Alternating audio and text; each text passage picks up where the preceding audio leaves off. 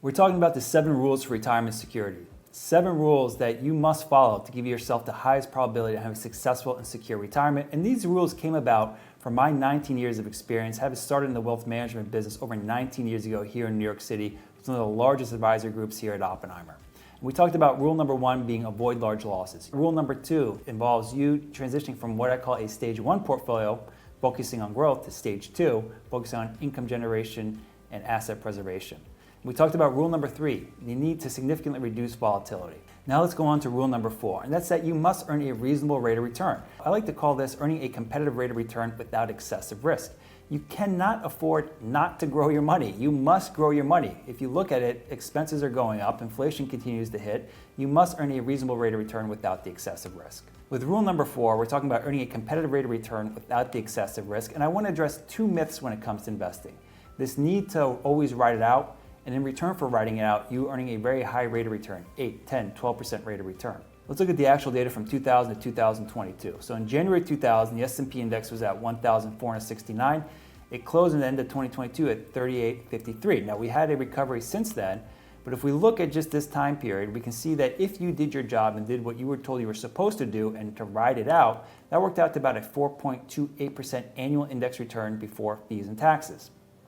Well, why is that less than half or maybe even a third of what you thought you were going to get? What happened was in 2000, we had the dot-com crash and stocks fell 50%. I've got some really smart clients, but about half of them still think if we lose 50%, we only need a 50% recovery gain to break even.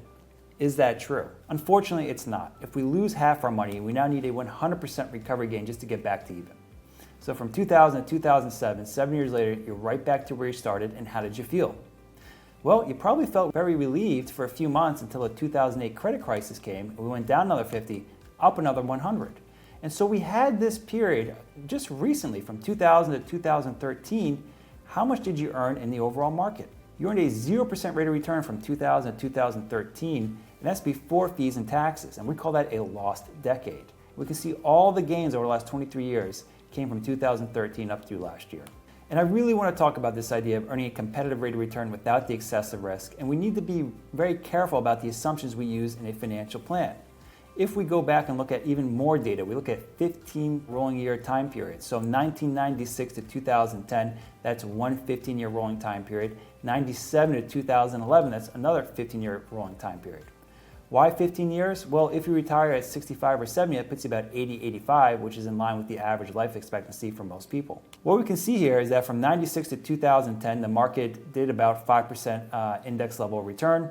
Then it went through several periods where it did below 3%. And then the last few years, the last few rolling 15-year time periods have been above average. And of course, that's because of quantitative easing, which is a fancy way of saying the government took your tax dollars and pumped them back into the market. But if we look at the average return for all these 15-year rolling time periods, we can see it works out to about 5.16%. Well, what happens if you do a financial plan and you assume a rate of return of 8%, 10%, or 12%? What is the likelihood of that plan working out if we only earn an average rate of return of 5%? What happens if we go through another 13-year period where we earn 0? What happens if we go through a period like here, we can see 1 out of 4 times in this data, the market return less than 3%. Is your plan going to work? So we must earn a competitive rate of return without the excessive risk, but when we're putting together a plan, we want to use conservative assumptions. I like to plan for the worst, hope for the best. Planning for the worst, hoping for the best means that we create a plan that uses conservative assumptions, and hopefully we do better than that, and it's just all gravy.